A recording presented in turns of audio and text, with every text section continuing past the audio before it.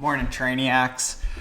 After a couple of months of testing, I have enough information to be able to confidently compare the Nike Vaporfly 4% Flyknits to the Nike Pegasus 35 Turbo.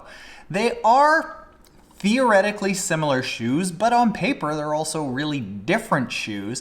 They're also both really expensive shoes, but they are the shoes from Nike that are compared most often. So what we're going to do today is give you a comparison of the Nike Vaporfly Flyknit 4% to the Nike Pegasus 35 Turbo. I'm going to tell you which one's worth the money and which one save your cashola.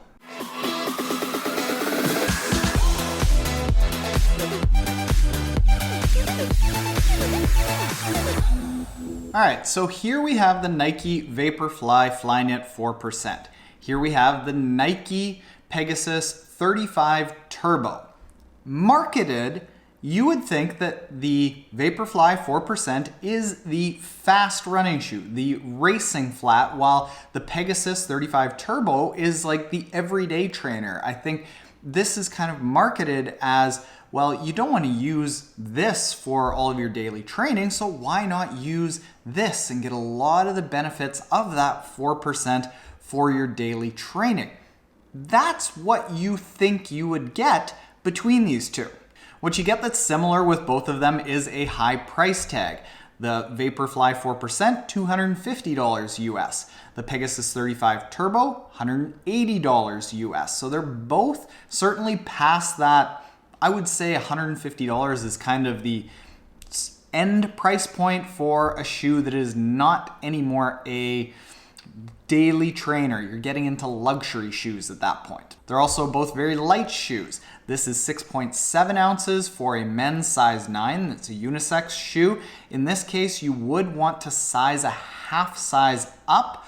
This shoe is accurate sizing and it comes in at 7.9 ounces. So just slightly heavier, but I'd still put it in that racing shoe kind of sub 8 ounce category where you're going to be able to go fast. The weight of this shoe isn't going to restrict you from going fast. So they're fairly similar in that regard. We've got racing shoe, weight-wise, probably racing shoe.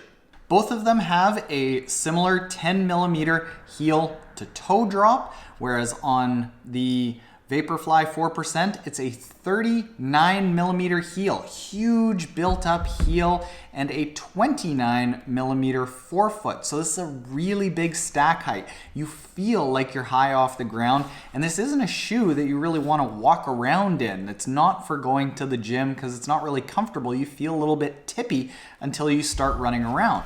The Pegasus 35 Turbo has that same 10 millimeter drop from the heel to the toe, but in this case, it's a 28 millimeter heel and a 15 millimeter forefoot.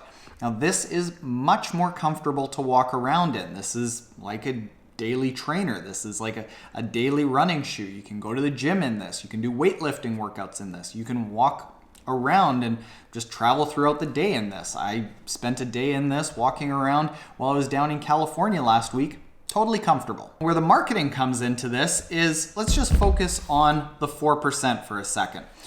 It was thought that the carbon fiber insole that causes this to be a really stiff shoe is what caused you to spring forward and was the secret sauce of this shoe.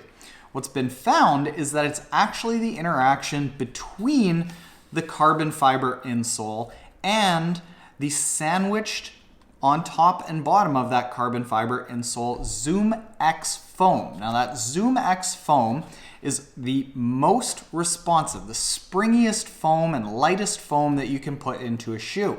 But the downside to that is that it's also the least durable foam. It collapses the quickest. So this typically thought to be about a 100-mile shoe and then it starts wearing out. The marketing to this shoe is that it is that same ZoomX foam. So here we have a shoe that is marketed as being sort of like your daily trainer. Get a lot of the benefits and the responsiveness of this Vaporfly 4%, but just get it in a lower price point and get it in a shoe that you can use day in and day out. But you've got the foam that is the least durable in the world. So you're going to all of a sudden be buying a daily trainer that isn't going to last very long. Not a great thing. In addition to that, this Pegasus 35 Turbo also doesn't have that carbon fiber insole. And what I mentioned is that the secret sauce to this isn't the carbon fiber insole, isn't the ZoomX foam itself, it's the combination of how they work together. And in this case, all you're getting is that not very durable foam at a very high price point. Now, they both have rubber on the outsole. There's just a little bit more here on the Pegasus 35 Turbo. And what I find is that the Vaporfly 4%, it gets kind of slippery. As soon as there's a little bit of condensation on the ground, this kind of loses its traction. This, really good for traction. So a lot more like an everyday trainer where you feel stable on the ground. The Vaporfly 4% is very light, very breathable. It's that nice mesh, just like a really minimal upper without a lot to it. This is much more structured, fair bit heavier. The heel cup is more substantial, a lot more structure here that you're going to be locked into place. The tongue is really thick on the Pegasus 35 Turbo. There is no tongue on the Flyknit 4%. Pure racing shoe, more like an everyday trainer. As far as how they function, that's what you want to know. Are you going to get what you pay for?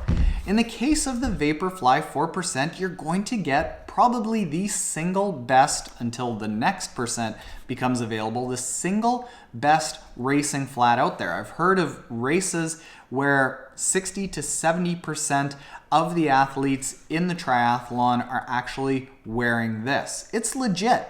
Studies have shown it. You get what you pay for $250 if you want the fastest shoe that you can possibly get, and you have the speed to use it, and we're talking somewhere under about a 9-minute mile or so. You are going to see a lot of benefit from this. This shoe, it's going to be fast, it's going to be light. It's not going to have that same responsive feeling, however, because it doesn't have that carbon fiber insole sandwiched in there. So as far as a racing flat goes, if you're spending $180, why not spend the extra $70 and get something that is designed to go fast and has been proven to have that secret sauce of the carbon fiber insole mixed with the ZoomX foam. Here, you've got nice light ZoomX foam that is fairly responsive, but it's marketed as an everyday trainer. So if it's an everyday trainer, you're buying one of the most expensive everyday trainers on a $1 per mile basis because it's $180. It has the ZoomX foam that's not going to last very long. Then it kind of gets pigeonholed into a road racing flat, in which case we get back to why not buy the best road racing flat out there, which is this. So I don't really know how this shoe is intended to slot into the entire lineup of the Nike product line. I think it's a great shoe. I enjoy running in it. I probably run in this shoe more than any other shoe that I have. The thing is, I can't justify spending $180 for a shoe that's only going to last about 100 miles. I can justify it in this because it's not intended to be a high mileage shoe. This is marketed more as a high mileage shoe, but it doesn't quite serve that purpose. Now, if you're looking at this in comparison to the Nike Pegasus itself, not the Nike Pegasus 35 Turbo, you can actually get a similar shoe for $50. It's been marked down from $120 down to $50. And I think what's happening with that shoe, with this shoe, even though they're entirely different shoes, is Nike is trying to find a mix that appeals to the person that's buying the everyday trainer. They've nailed this shoe, still have yet to find it with this one. So which shoe do I recommend? And on the scale of like 0 to 5 Trainiac smiley heads, where a 0 is don't even think about buying it and a 5 is everyone should buy it, I gave this shoe, I think, a 0 or a 1 in the review that I just posted of this, because all the reasons that I said, don't like it. This shoe here, I think in my review, I gave it a 3 out of 5 because it does the function that it's supposed to. It's expensive, but it is exactly what you are paying for. The thing about it that causes me to not give it a 4 or a 5 kind of rating is because it's not a shoe that's going to appeal to everyone. Not everyone is under 9 minutes per mile where they're going to see a massive benefit from this. Not everyone is going to want to spend $250 on this.